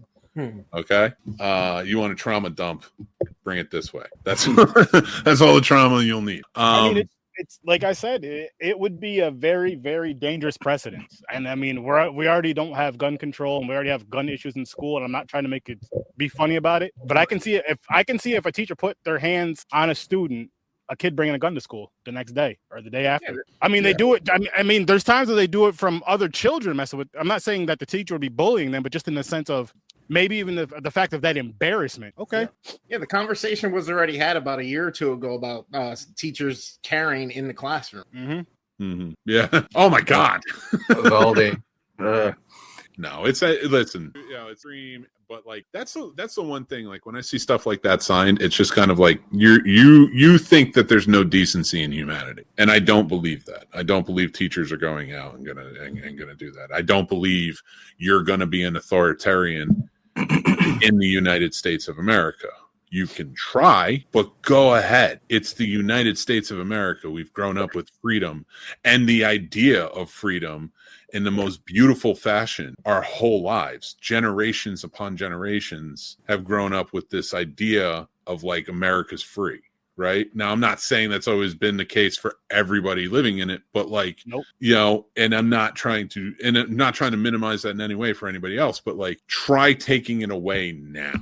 Fair. And try being a fucking dullard fat fuck who's too stupid for your own good and doing that. Good luck. It's not going to happen. You're going to push too hard, and then you're going to push the wrong people at the wrong time, and then you're going to have a lot of fucking people who are pissed off. I just don't understand how do we? Okay, did everybody forget how this nation even pretty much started? Hello. All right, calm down. Nobody's throwing the tea out anymore. What tea? That's a hot commodity tariff shit. We're not getting rid of the tea. Yeah, I like my sweet tea, Chris. Leave it alone.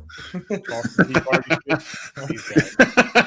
gonna go upstairs and just throw my jugs of lemonade tea into the pool.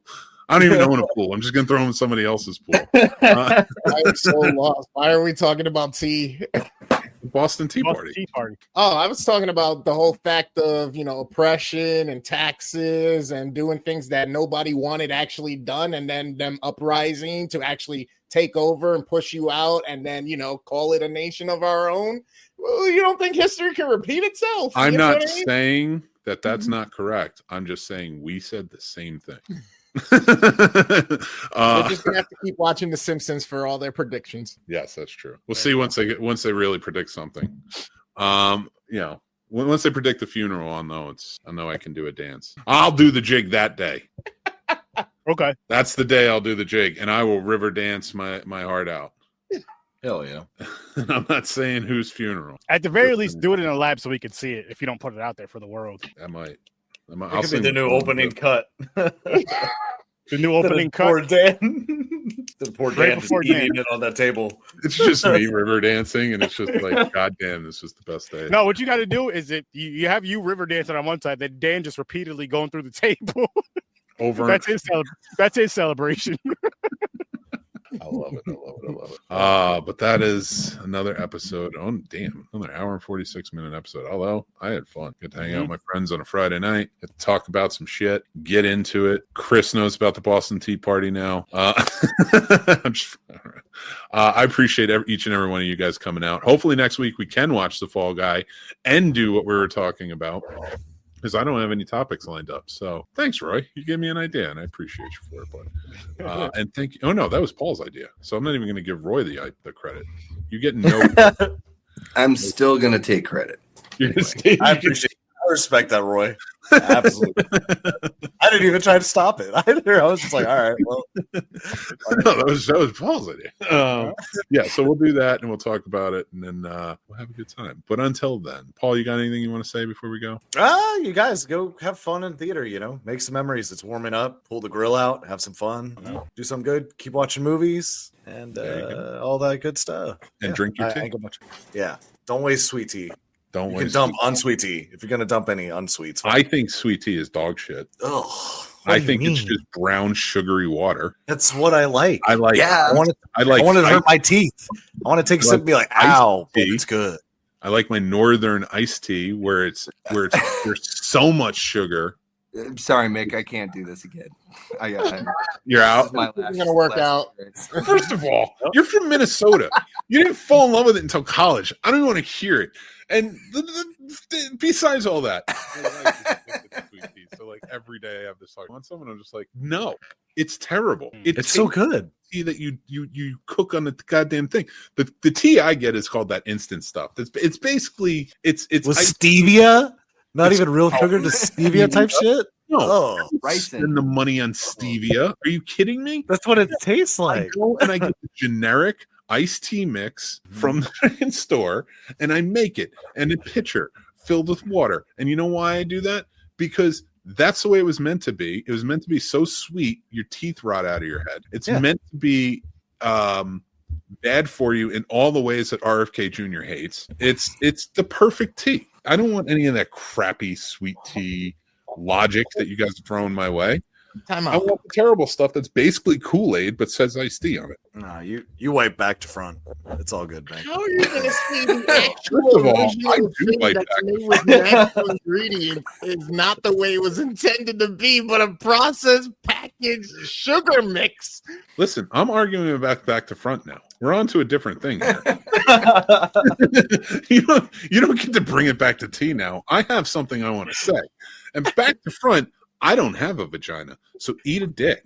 I can bring back to front if I want to. I'm not getting that old, what do they call it? The fucking... You have an itchy taint there, bro. Yeah. You're going to get a rash, but that's all right. What are you talking about? Wait, when you write back to front, where do you end up? Where do you end up? With dude wipes, not a sponsor. I but don't can be. wipe back from front, so I don't know. Okay, if you were to, where do you end up? You're the one who does it. You have to tell us. Yeah, right. Like, You how end up far in do your you go? ass. You go all the way up You to end the up in head? your ass. Like, You're not you don't touching want your to dick hit at the all. berries? It's not Like, touching your. Well, it might be touching little nuts. My nuts hang though, so I don't even get to the taint. I know how to wipe. All right, I take care of it. It's clean. Yeah, but you're supposed to wipe there's front to nuts back. hanging from a pickup truck. You don't have to. You're supposed to wipe front to back if you're a woman, because if it gets in your vagina, you get a what the hell is that called? It's a bacterial infection. They say infection. you don't Yeah, wipe front to back. infection. Nobody wants to eat shit. Dude, that's why you don't do it. That's why when you wipe like babies who are girls, I have nieces, so shut up. But if you wipe from front to back so they don't get the UTIs. I'm not wrong, that's real. But boys don't get UTIs from wiping. Yeah, but you can gotta get dookie, wipe you can get away. dookie balls. You don't want You dookie don't, balls. what are you wiping away from? Up the back? I like to wipe You got towards to- and like pinch. You're You know, insane. you First of all, all, you have to. You're a girl dad. I'm a boy Yeah. dad. Have you ever had a baby shit up their back? But I am myself a boy. You okay, Paul? Wipe that. Yeah, sometimes. That's the way you wipe. That's the way you wipe. If you wipe wrong, that's your problem. I like to get it all. I like to see, pushing away doesn't get anything. Scooping it out gets it. All right.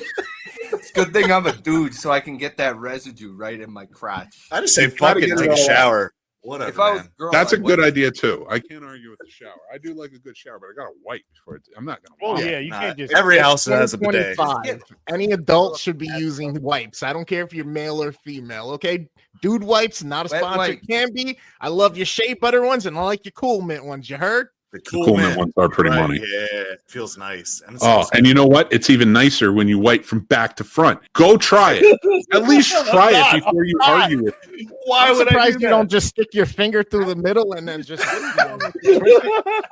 me now. What does it make you? What does it make you? Lame? A woman? Gay? What? No, I didn't say I that. want to know. It I want to leaves know the shit level I am taint, from bro. wiping back to front. Because if for some reason wiping back to front makes me gay, I got to go tell my wife. It doesn't make you gay. It makes I you know it doesn't make you gay. I wasn't even saying that. I know that's not how it works. Real quick. You know This how is turning funny into that a would be? Joe Rogan podcast. You know how funny that would be if Mick went up to his wife and was like, "Listen, I Mick went was front gay to now. back. I'm gay. Do you want to sleep with a man, Mick? I guess. I mean, the way I wipe now." The guys told me that I wipe from back to front, so I'm gay. We didn't say that. You did. Nobody said you were gay. I wasn't No, even. Not Hey. there's anything wrong with that. Are you trying to No, No, I'm putting words in your mouth. I'm telling you, don't tell me. We don't need to talk about it. Give it a try and tell me that it's terrible. Okay. All right. I Well, got you one don't coming right have now. to tell me. That was the Smoothie point. You ski don't mask. have No, to I tell got me you. at all. I'm just telling you. Pictures. I'll take a video. Once you do it, you'll be changed forever. I won't. You'll be changed forever. You're going to be in. You're going to be like, you know what? He's right. There's more lever. What do you think the 3 seashells do? I have. You Wipe- you use the seashells from front to back, bro. No, you What's don't. a You seashell? take them from the back and you wipe them up, and then you. Ooh, What's I a can't believe we seashell? have to have What this are you argument. talking about? Watch Demolition. Okay. How do you do your toilet paper rolls? Do you go over or under? Let's see where we're out there. Oh, I use over, wipes. over. Okay. Well, then Older and we're they're good. We're good, Nick. See, we're fine.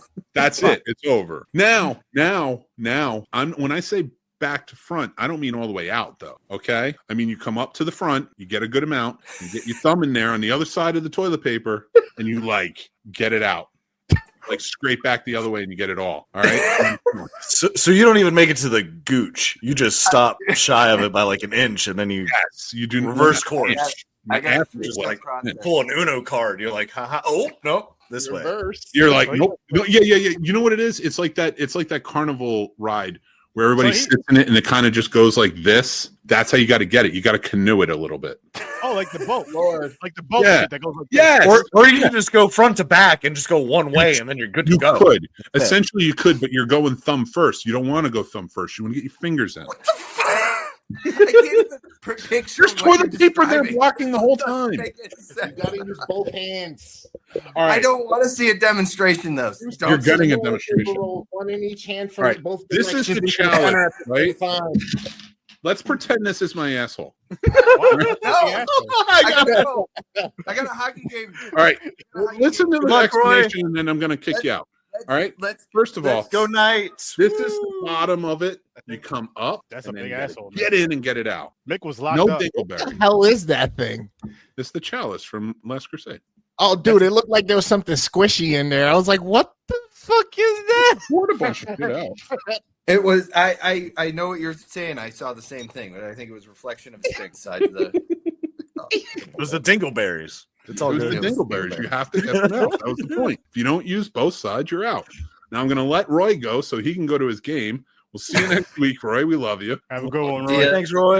Always Go- awesome. Roy Yeah. is the true king of America. Okay. So you just got to wipe that way. That's all I'm saying. You should. And you, You should should also wash always your wipe. hands. Always get a wash bidet. your hands when you're Always done wash. with warm Why? soap and water. For what? Because the toilet paper rips them. I don't care. I want to shake Get people's a hands bidet. all day. I want them to know they shook my hand. They'll smell it later. They'll be like, shit, Chocolate covered pretzels. this GM's disgusting. A bidet Yeah, I don't will wash my make your hands. day. I'm going to share my germs. Well, I guess I figured out what the clip for this week is. Damn it. Dookie talk. Dookie talk with all of us. I want to say thank you guys for being here. Thank you, Roy, for joining in. And of course, go check out Horror with Sturdy Podcast, Popcorn and Pints. They're great channels. They're a lot of fun. They're linked down below. You're going to want to hang out. Tomorrow night, we're going to be on Popcorn and Pints. When we're 2 episodes away from finishing our James Bond franchise rewatch, we watched Skyfall this week, Inspector. We're going to be reviewing them, having a great time talking about them. Going to do some trivia, the whole 9 yards. So make sure you follow over on Popcorn and Pints for that. Worst damn gamer ever. He's out there gaming, and he's trying to talk about movies, even though he says that movie guys should stay in their lane. But whatever. But we're glad Chris is back. Worst damn game ever is taking control. Make sure you get down to crispy nuggets and just enjoy. Just enjoy all the motivation, enjoy all the fun, enjoy all the gaming, and tell us what you think. And make sure you give them a subscribe, both of them. So, Oh hell yeah, definitely. Like I'm happy as all Chris is back around. The energy is great.